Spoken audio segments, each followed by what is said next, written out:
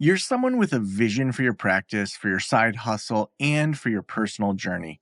But when it comes to establishing your path on how to get to where you want to be with your practice, things get a little messy. You're also someone who'd prefer to go in person instead of to groups and listening to everyone else's story. To me, it sounds like you could benefit from one on one consulting with our experienced practice of the practice consultants. From $5.95 a month and up, you can work with a consultant that will give you more direction and practical tried and tested tips matched to you and your goals. For more information, visit practiceofthepractice.com/apply. Again, that's practiceofthepractice.com/apply.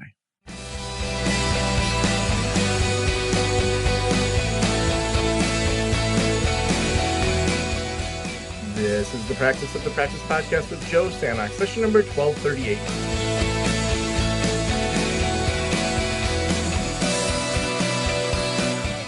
I'm Joe Sanok, your host, and welcome to the Practice of the Practice podcast. I am so excited to hang out with you. And, it's just interesting because in the previous episode, at least the order that I recorded, who knows what the team will do with it.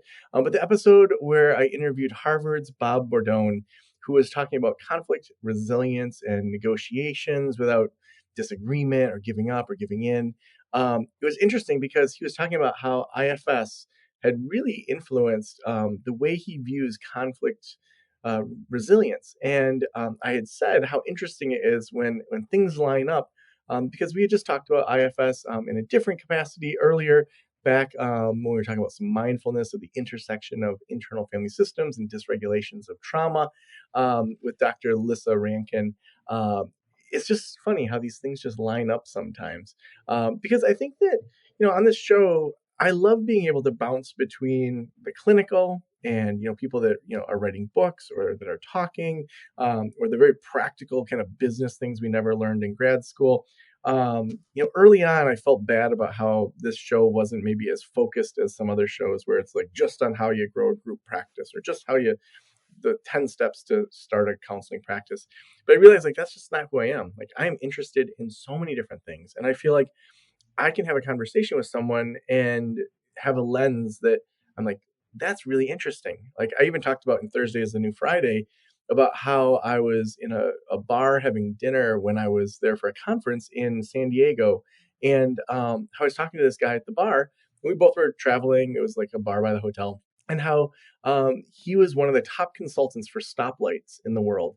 And we had this great conversation about why in some communities is like the green arrow when you're turning left first. And other times you get a blinking red and then it's green. And he talked about all these different systems. And to me, it just was interesting, but also there was an application to the business world from a stoplight guy. And to me, that's what I love about the show is that we can have, people, like we talked with Dr. Alan Roth recently, who Time Magazine noted a guardian of healthcare. And he was one of the kind of top physicians in New York guiding things during COVID. And to be able to just dig in and to have interesting conversations and say some of this directly applies to private practice. Some of it is just interesting. Other parts of it may help us just love the work that we do. And today, I'm excited to get back to some clinical work. So today, we have Dr. Adina Silvestri. I'm so excited to have Adina with us as a licensed professional counselor with over a decade of experience. She's passionate about empowering individuals to overcome challenges and reclaim their lives, specializing in addiction recovery, eating disorders, and alternative healing approaches such as hypnotherapy, brain spotting, and internal family systems. She offers a holistic approach to mental health and wellness. Is also the founder of Writing Bravely, a course for using writing as a coping mechanism, a unique program designed to help individuals process trauma and cultivate resilience through expressive writing. Adina, welcome to the Practice the Practice podcast. Hi, thanks for having me. Yeah, I'm so excited to have you here today. So you have done a lot with your clinical work. I know that today we're talking, at least we're starting with talking IFS, talking about intensives that you host, but kind of what fuels you as a clinician to keep going in this field, to reduce burnout, to stay excited about the clinical work you're doing? Yeah, great question. I think that just finding new modalities to offer the clients that I do see, I feel like the the clinical work, the clinical field has changed so dramatically, maybe in even like the last 10, 15 years, to where, we're not pathologizing anymore, and we're having more open spaces for clients to just be clients and step into their authentic selves. And yeah, and just there's just so many new and different modalities out there that I think that's what keeps me excited. Mm. Now, when you think about the work that you're doing, so you're doing some intensives. Why don't we start there? Because I think that that's something that a lot of therapists are interested in doing, but they have no idea how to structure it, how to think through it. When did you start offering intensives, and what do those look like? So I started offering intensives maybe about 3 years now. And it can vary depending on what the client is ready to work on. And I think that it gets sort of the signal that I know they're ready is when they say, okay, Adina, I want to work on, you know, the traumatic relationship that I had with my father, or, like it's very narrow. And so then I feel comfortable going in and saying, okay, well, we can do this in a weekend, or we can do this in a 20-hour span. And 20 hours means, we're working together 2 to 3 hours at a time during the course of a week. And, after a 2-hour session, I mean, Joe, like it's magical what you can accomplish, where you don't have to start and stop and start and stop like you would Mhm. in traditional therapy. Yeah. So, are they primarily intensives with individual clients, or do you do group intensives also? I do intensives with just individual clients right Yeah. now. Yeah. It's funny, I think we had bought intensiveoutpatienttherapy.com or something like that when I had mental wellness counseling, and, we had worked with, the hospital because they had this substance abuse program that was inpatient, but there weren't a lot of outpatient programs, and we tried to do it where it was like, 4 hours a day, for 5 days in a row, and did all this great SEO and got, like, crickets, Oh. so I feel like lots of people have ideas of, man, this would be just killer to do with people. We could make such progress, and they just don't know how to do it. So, like, where did you start when it came to intensives and working with your clients on a deeper level? I would just pitch it to them as soon as they came on board. Hey, we can do the traditional route, or we can do something that is more intensive, and it'll be like 6 months of therapy within like a month. And Mm. it appealed to a lot of individuals who, had been in therapy for decades and had been taking all the SSRIs and still really wasn't seeing any progress. Now, Yeah. are they typically private pay, or is insurance paying for that? No, insurance doesn't pay for it, so it's private pay. Okay. And when you were pricing it, was it literally just like you're like taking your rate times 10 hours, Yeah. or did you do it? Okay. Yeah, I would say in the beginning that's what it was, but then as I started to grow it and get better at it, then I started to raise it a little bit. Sure. Yeah. And I guess, like, I'm thinking just from an energy standpoint, like, how do you make sure, like, the last hour that you're working with someone feels as productive as the first hour? We take as many breaks as we need. Okay, Yeah, and I think that that's always sometimes we go slow in order to go fast. And I think that's when a lot of the breakthroughs happen. We'll go on a break for like a half an hour, and then we'll have like an hour left, and they'll come back and they'll say, wow, I just put everything that we just did together, and this is what I came up with. And it's like, okay. And then, so that's energizing in and of mhm. itself. Now, I mean, you have backgrounds in hypnotherapy, brain spotting, IFS, you do the writing work, kinda storytelling. Um, when you're thinking through an intensive, I mean, do you have, like, a basic framework that you go to, or is it really kinda each person, you're almost starting from scratch as to what they need? Yeah, that's a great question. I would say that as long as the person's open to it, I'll throw as much in as I think would be helpful. A lot of times when I'm doing internal family systems work, for example, we'll go in and we'll do the work, and then at the end I'll say, okay, why don't we write to this part, and then we'll have this part right back to us. Or maybe, as a precursor, like let's do this writing now, and then it'll be easier for us to go in on this part later. Mm. So I definitely do. I use writing a lot, even with my men's group, which they don't always love. But yeah. Now, when you're doing parts work, that's something that, depending on people's, background, so it may have been grad school the last time that they thought about this. Maybe they've picked up on it kind of over the years. Give us a quick, bullet pointed tutorial on parts work and how you view that in the work that you're doing in intensives. Yeah. So do you want me to talk about internal family systems? Yeah. Yeah. Why don't you break some of that down? It's interesting how many guests lately have been referencing IFS, and it's Yeah. just interesting to hear how each clinician kind of frames it out in their own mind in regards to how they think about IFS, how they think about parts work, and then how that actually manifests in the clinical work they're doing. Okay. Yeah. So IFS is a type of therapy based on the concept that we each have a system or parts of subpersonalities within us, and each with its own emotions, beliefs, and memories. So it's basically like a family inside of us.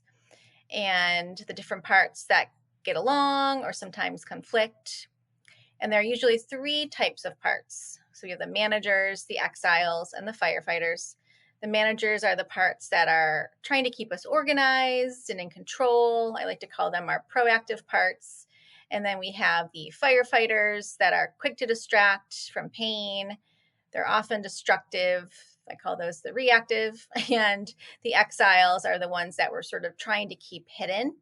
And those are the parts that carry the painful emotions, generally from past traumas. Hmm. So I love how you said before that you'll have one part right to the other. Like, give me an Yeah. example with, obviously, you're not going to talk about an exact client, but if you were to kind of lump a bunch of clients together and give an example of what that would look like, what would that activity look like to have one part right to the other? Yeah. So if we are, say, working with, maybe a part that has a fear of failure, we would locate that part in our body, find it, locate it, really feel into it. And then we would write a letter. And the prompt could be as simple as, what would you have me know about you today? And then at the very end of that writing, usually it's timed writing, because we don't have forever. And at the end, I'll say, okay, now I want you to write back to that part from your self energy. And self energy is like the most compassionate, wisest part of us. And that's usually a challenge in and of itself. Uh, but when it happens, it can unlock a lot of repressed memories, and so then we're off to the races. Mm.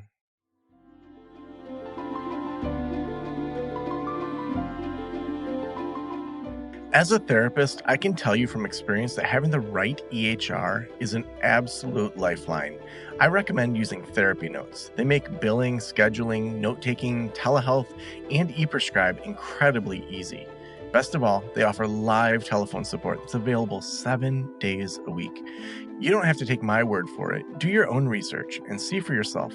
Therapy Notes is the #1 highest rated EHR system available today, with a 4.9 out of 5 stars on trustpilot.com and on Google. All you have to do is click the link below or type promo code Joe on their website over at therapynotes.com and receive a special 2-month trial absolutely free. Again, that's therapynotes.com and use promo code Joe on the website. If you're coming from another EHR, Therapy Notes will also import your demographic data quick and easy at no cost, so you can get started right away. Trust me, don't waste any more of your time and try Therapy Notes. Just use promo code Joe at checkout. Now, like, what do you look for? Like, are there common things that tend to emerge in the intensives when people are working on things that you're like, oh, I've seen this before? Like, I mean, it seems like whenever you do work over and over, like if I help someone launch a podcast, I know the emotional kind of schedule that most Mhm. therapists will go through in launching a podcast. At first they'll feel like they have nothing to say, there's nothing new. Then they'll start to, second guess themselves. Why did I even sign up to start a podcast? Then they'll start to brainstorm and it just feels like so messy. And then they'll get into a couple of podcasts and they'll realize, whoa, I do have a lot to say. And I already have these skills. And there's like a typical kind of schedule that you can see with the emotions. Now, with the intensives, are there common pitfalls you see? Are there common successes that tend to happen in intensives when you're hosting those? Yeah, I would say that everything is just a little bit heightened in intensives. So, when connections are occurring, it's like, it's like the best thing ever and it's so exciting and but it's also it's an emotional drain, right? Because we're sometimes we're meeting 5 hours a week. And there's always room for negotiating that. If somebody's system isn't there, and we could always delay that a little bit. But maybe some of the pitfalls, just like you would see in traditional therapy, would also be, I'm not getting to where, I'm afraid this isn't working, and I hear that in everything that I do, right? Um, I'm afraid I'm doing this wrong, or I'm afraid this isn't working. And, even in my own therapy, I've felt that way. So, those are, I like to think of those as just opportunities for growth. So, Mhm. Now, for you personally, like, how does this work inform how you think about your parts or how you work on your own self development? yeah, I would say I have a lot of groups that I've joined. That help with this. So I have a lot of clinical groups that I've joined or am joining, and a lot of peer consultation. And I think that really keeps me grounded. Hmm. Mm. So I know sometimes as people are growing their practice, there's times of growth and there's times of plateau. Mm. Um, how do you think through those times of when you're like growing and then the times when you're just kind of stabilizing and working on operations? Like, take me behind the scenes of like how you think about your practice. Yeah. Well, sometimes it's just how much energy do I have at this moment. Um, but yeah, I think if things are going well in the private practice, then I'm things feel pretty good. Then I'm more likely to start another group. I'm a big I love groups. I'm a fan of groups. Um, and so it just sort of depends. Or if I need to do more marketing, then maybe I'm not starting a bunch of new things. Maybe I'm just focusing on the marketing piece and the networking piece, which as an introvert, that's really tough to do sometimes. So Hmm. Now, I know that you have your men's group on yeah, that is called Unmasking or Unmask. Tell us a unmask. little Unmask. Tell us about the formation of that and kind of what that's looked like. Yeah, so I started a men's group probably 5 years ago when I just the same themes sort of were just showing up. I before that it was an anger management group. So and I would see the same sort of themes you know, uh, male-bodied individuals coming in, and anger was the safe emotion. And we would then unlock all these other emotions, but it just seemed wrong to label it as an anger management group. And so then it transformed into what it is now, which is Unmask. And we talk a lot about, you know, toxic masculinity and what are the main masks that we wear, and what it look like if the mask slipped off a little bit now and then. And yeah, it's a lot of it's a lot of fun for me. I don't know that they would also say it's a lot of fun, but Mhm. it's been a journey. What would you say kind of a typical group looks like? You know, what's the makeup and kind of what's the flow, the topic area? How much is like self disclosure and asking questions versus teachings versus like personal exercises? What's that look like? Yeah. So also this has changed a lot. So over the last 5 years, it was a therapy group. And so it would be writing in the beginning, like a little writing check-in, and then it would just be processing for the rest of the time. But now that it's more of a coaching group and we have a community and Substack, it's evolved to, I have more of a structure, which I like and dislike at times. And then we're just sort of working on it's an IFS based program, and so we're just working on our parts, and there's writing, but it's more directed, and then there's the community piece, which I love and I feel like was missing in all the other groups. So Hmm. Now, let's zoom out a little bit into like what you see happening in the therapy world. Like, what do you see happening in the therapy world? Like, what shifts are you seeing that you're noticing? It's a good question. I would say there seems to be a lot of room now for just alternative approaches. I feel like more and more clinicians are more open to body-based and spiritual and alternative therapies like IFS and maybe psychedelics. And also, this is kind of interesting. I've seen a lot more like friendship counseling recently. And so I feel like there's more space for grief as being part of being human and not pathologizing and not a problem to solve. And, grief can take on so many different forms. So I feel like that's been really sort of something that I've been more focused on as well. Hmm. Yeah. Yeah. Now tell me about what you're seeing with, you had mentioned psychedelic work. Like what are you following? What are you like learning? What's that look like? Yeah, I've been really into the psychedelic space recently. We just started offering ketamine assisted psychotherapy and, very new at it right now. But I just love that you can offer expanded states, um, but also do it in an ethical way, where you're not rushing anything, you're not imposing anything, and you're just this grounded witness and you're not a fixer. Um, and I find that to be, really exciting. Hmm. Yeah, I think that space, we did a psychedelic series earlier in the year and another one about a year ago, to just hear how people are thinking through not just the actual clinical side, but sides of it like access. That it can be really expensive to have a guide or to have the plant medicine or to go out of the country to make sure you're doing it legally, things like that. And sorting through the legal side and how people are operating. We interviewed some underground therapists, and Mm. it's really an interesting growing field that people are there's a lot of opportunity, but there's also a lot of fear and wonder of like Yeah. what is this going to look like within the United States.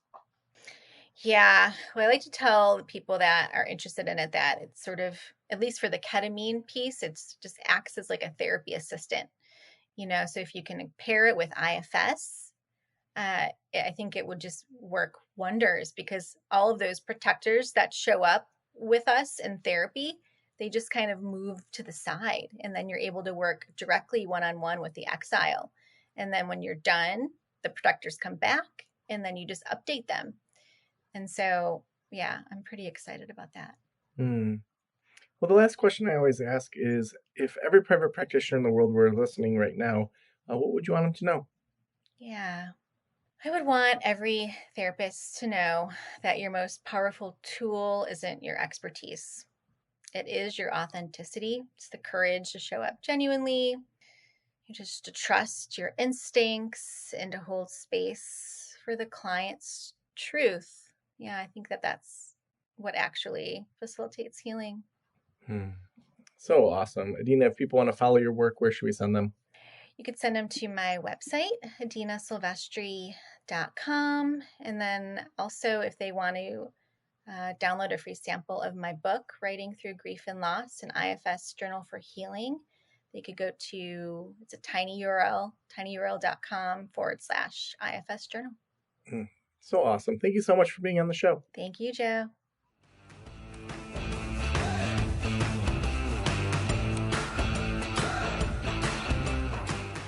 Well, I love the idea that Adina said of just kind of listening to the clients, and as the opportunity to offer an intensive came up, she offered it. I did that and I didn't even think about it when I was interviewing her.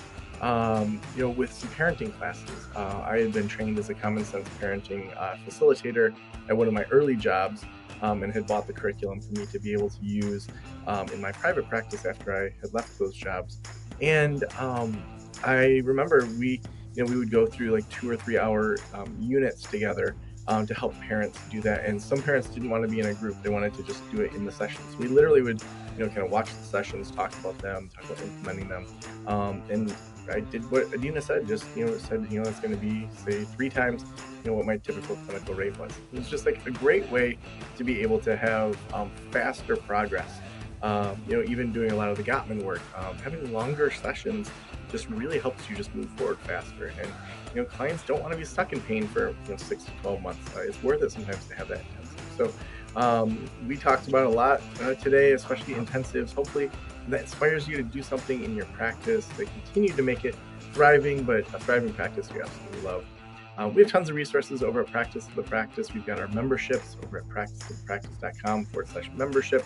If you're looking for consulting /apply, it's where you can apply for that. We're also acting as a business broker for people that are buying and selling practices. So if you're interested in potentially buying a practice or selling a practice, head on over to that /apply. We'll make sure we get you on the list to help you sell that practice or buy a practice.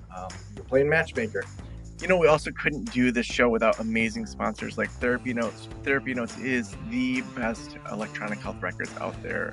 They will help you switch over from your current EHR.